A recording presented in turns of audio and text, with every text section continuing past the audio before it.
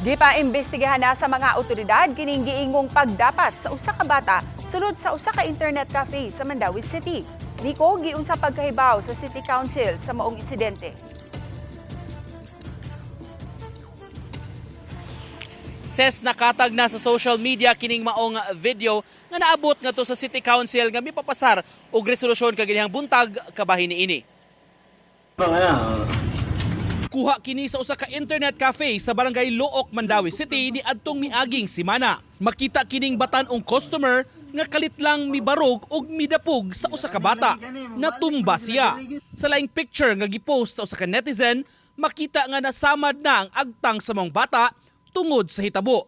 Matud sa uploader sa mga hulagway, nagtan-aw raman unta kuno ang bata sa mga nagamit sa kompyuteran. Apan gidapata naman hinuon sa batan-on nga nag-uniform ni adtong higayuna. Kining maong video lakip sa nahisgutan sa City Council session karong adlaw. Si Konsehal Jennifer Delmar nga usa sa nipapasar og resolusyon nakugang sa maong hitabo. We want to have a further investigation about itong bata bitaw na nadapatan ng estudyante.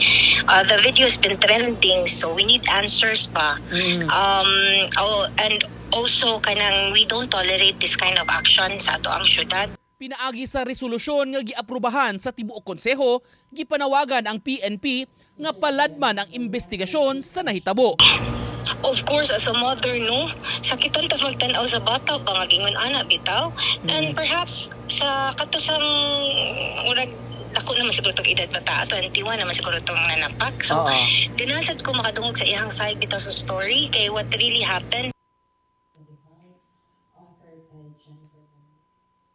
Ses gibarugan sa opisyal sa Mandawi nga padayon nila nga gi-uphold ang katungod sa makabatan-unan dinhi sa dakbayan ug nga malikay sila sa bisan unsa mang klase sa pagpangabuso. Ses, Daghang salamat, Nico Sereno.